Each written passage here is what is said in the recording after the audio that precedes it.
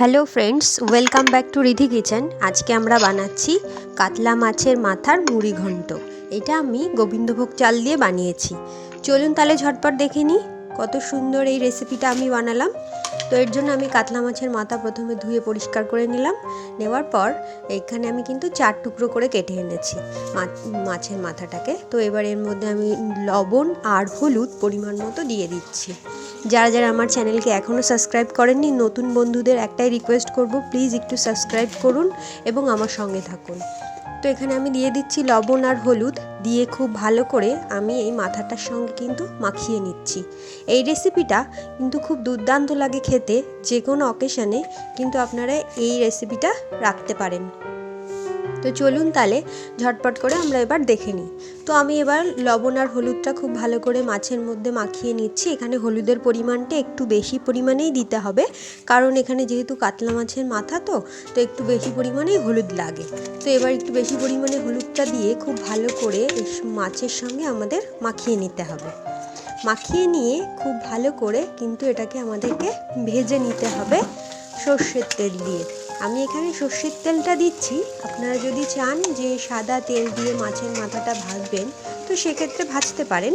তো আমি প্রথমে কড়াইটা বসিয়ে দিয়েছি। তারপর কড়াইটা একটু গরম হয়ে গেলেই ওর মধ্যে আমি দিয়ে দিচ্ছি পরিমাণ মতো সর্ষের তেল। এখানে তেলের পরিমাণটা একটু বেশিই দিলাম, কারণ যেহেতু মাথাটা ভাজবো আমরা ভালো করে, সেই জন্য একটু বেশি পরিমাণে দিতে হবে।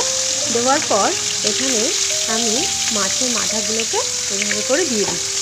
দিয়ে একটু এই সময় গ্যাসের ফ্লেমটাকে একটু হাইতে দিয়ে একটু উল্টে পাল্টে কিন্তু আমাদেরকে খুব ভালো করে মাথাটাকে ভাজতে হবে।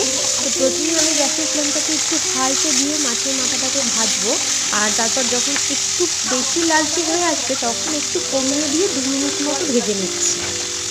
যতক্ষণ ভাজতে থাকি এদিকে আমার একটা কাজ করতে হবে, সেটা হলো এই গোবিন্দভোগ চালটা খুব ভালো করে জল দিয়ে ধুয়ে আমাদেরকে একটু ভিজিয়ে রাখতে হবে। এখানে আমি 500 গ্রাম মাথার জন্য 100 গ্রাম গোবিন্দভোগ চাল নিয়েছি।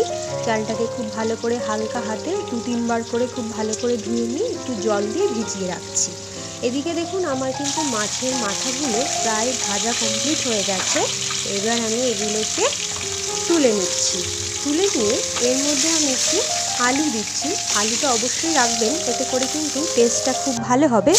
আর আলুটা যদি কেউ স্কিপ করতে চান সেক্ষেত্রে নাও দিতে পারেন। তো একটা বড় মাপের আলুকে মাঝখান থেকে কেটে এভাবে করে আমি টুকরো করে নিয়েছি। নেওয়ার পর এই আলুটাকে একটু লবণ আর একটু হলুদ গুঁড়ো দিয়ে খুব ভালো করে একটু ফ্রাই করে নিতে হবে। খুব ভালো করে একটু ফ্রাই করে নেওয়া হয়ে গেছে। এবার আমি আলুগুলোকে তুলে নিচ্ছি। নেওয়ার পর কড়াইতে সামান্য পরিমাণে যে তেলটা ছিল ওই তেলটাকেই রেখে একটা তেজপাতা আর একটা শুকনো লঙ্কা আর একটু সাদা জিরে আমি এখানে ফোড়ন দিয়ে দিয়েছি। আপনারা চাইলে এর মধ্যে গোটা গরম মশলা ফোড়ন দিয়ে দিতে পারেন। তারপর এর মধ্যে আমি এক এক করে মশলাগুলোকে অ্যাড করছি, আর মশলার পরিমাণটা আমি ডেসক্রিপশন বক্সে দিয়ে দেবো। এখানে আমি দিয়ে দিচ্ছি পেঁয়াজ বাটা। পেঁয়াজ বাটাটা দিয়ে খুব ভালো করে প্রথমে পেঁয়াজ বাটাটাকে একটু ব্রাউন করে একটু কষিয়ে নিতে হবে, তেলের মধ্যে একটু ফ্রাই করে নিচ্ছি। নেওয়ার পরে দিয়ে দিচ্ছি 1 চামচ পরিমাণ রসুন বাটা, দিয়ে ওটাকে একটু ভালো করে ভাজা ভাজা করে নিতে হবে। নেওয়ার পর এর মধ্যে দিয়ে দিচ্ছি 1 চামচ পরিমাণ আদা বাটা। 1 চামচ পরিমাণ আদা বাটাটা দিয়ে খুব ভালো করে আবারও একটু আদা রসুন আর পেঁয়াজটাকে কষিয়ে নিচ্ছি। নেওয়ার পর এর মধ্যে আমি দিয়ে দেবো ধনে জিরে বাটা। এখানে যদি গুঁড়ো মশলা ব্যবহার করেন তো সেক্ষেত্রে এক চামচ ধনে গুঁড়ো, 1 চামচ জিরে গুঁড়ো এর মধ্যে দিয়ে দিলেও হয়ে যাবে, কোনো অসুবিধা নেই। এরপরে এর মধ্যে আমি দিয়ে দিচ্ছি 1 চামচ পরিমাণ লাল লঙ্কা বাটা। এখানে লঙ্কার গুঁড়ো ব্যবহার করলেও সেক্ষেত্রে পরিমাণ মতো 1 চামচ এর মধ্যে লঙ্কার গুঁড়োটা অ্যাড করে দিতে পারেন। দেওয়ার পর খুব ভালো করে আবারও একটু নাড়াচাড়া করে নিচ্ছি। নেওয়ার পরে টুকরো করে কুচিয়ে নেওয়া আমি টমেটো 2 চামচের মতো দিয়ে দিলাম। দিয়ে খুব ভালো করে আমি নাড়িয়ে চাড়িয়ে নিচ্ছি। নেওয়ার পর মশলার সঙ্গে এই টমেটোটাকে খুব ভালো করে কষিয়ে আমাদের কিন্তু নিতে হবে। নেওয়ার পর এর মধ্যে আমি দিয়ে দিচ্ছি স্বাদ অনুযায়ী লবণ আর সামান্য পরিমাণে হলুদ গুঁড়ো। দেওয়ার পর এখানে খুব ভালো করে আবারও কষিয়ে নিচ্ছি।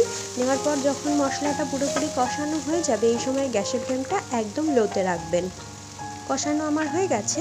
এবার আমি যে চালটা ভিজিয়ে রেখেছিলাম সেই চালটাকে জল ঝরিয়ে এটার মধ্যে আমি কিন্তু দিয়ে দিচ্ছি। চালটা এখানে আমি 10 মিনিটের মতো ভিজিয়ে রেখেছি।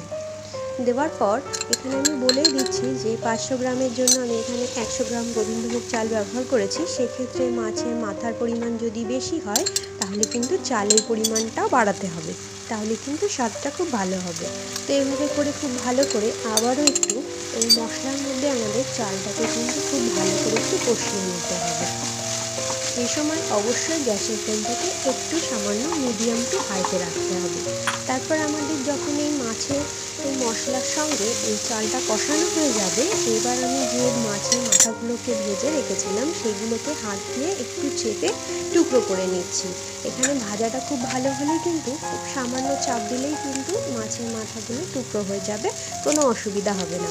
তারপর এই আলুগুলো এর মধ্যে দিয়ে দিলাম, দিয়ে খুব ভালো করে এই মশলার সঙ্গে আর চালের সঙ্গে মাথাটাকে কিন্তু খুব ভালো করে আমরা একটু কষিয়ে নেব। আর এখানে বলে রাখি, অবশ্যই এই সময় গ্যাসের ফ্লেমটা কমিয়ে দিতে হবে। দেওয়ার পর এখানে আমরা গরম জলটা অ্যাড করব। এখানে অবশ্যই গরম জলটা অ্যাড করবেন, এতে করে কিন্তু খাবারের স্বাদটা খুব ভালো হবে, চালটা খুব তাড়াতাড়ি ফুটবে এবং খুব সুন্দর এই গ্রেভিটাও খুব তাড়াতাড়ি কিন্তু রেডি হয়ে যাবে। তো আমি যেহেতু এটা একেবারে ঝরঝরে করব, সেই জন্য কিন্তু খুব বেশি জল দেওয়ার দরকার নেই। এখানে আমি মোটামুটি 1 কাপ মতো একটু বড় সাইজের কাপের 1 কাপ মতো জল দিয়েছি। মোটামুটি উপরে উপরে একটু ভাসছে জলটা, এরকম অবস্থাতে আমি ঢাকা দিয়ে দিলাম। 5 মিনিট পর দেখুন আমার কিন্তু প্রায় হয়ে এসছে এটা।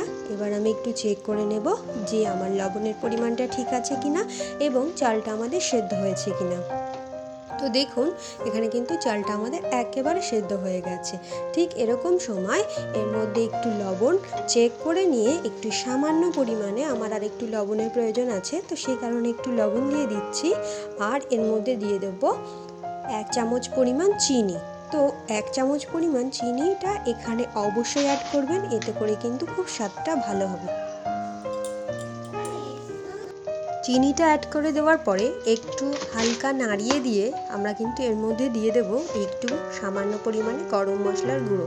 এখানে আমি গরম মশলার গুঁড়োটা ব্যবহার করছি, আপনারা চাইলে বাটা গরম মশলাটাও দিতে পারেন। আমি এখানে 1/2 চামচের মতো গরম মশলার গুঁড়োটা এর মধ্যে অ্যাড করে দেব।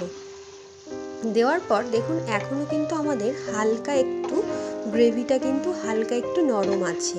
তো এটাকে আরও ঝরঝরে করার জন্য এই অবস্থাতে আমি গ্যাসের ফ্লেমটাকে বন্ধ করে দিয়ে এটাকে আমি ঢাকা দিয়ে 2 মিনিটের মতো কিন্তু রেখে দেব।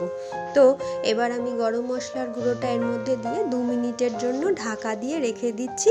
তারপর 2 মিনিট পর আমি আপনাদেরকে দেখাচ্ছি কত ঝরঝরে কত সুন্দর হয়েছে। রেসিপিটা আমি খুব সহজ করে বানানোর চেষ্টা করলাম। ভালো লাগলে অবশ্যই লাইক করবেন এবং কমেন্টস করতে ভুলবেন না।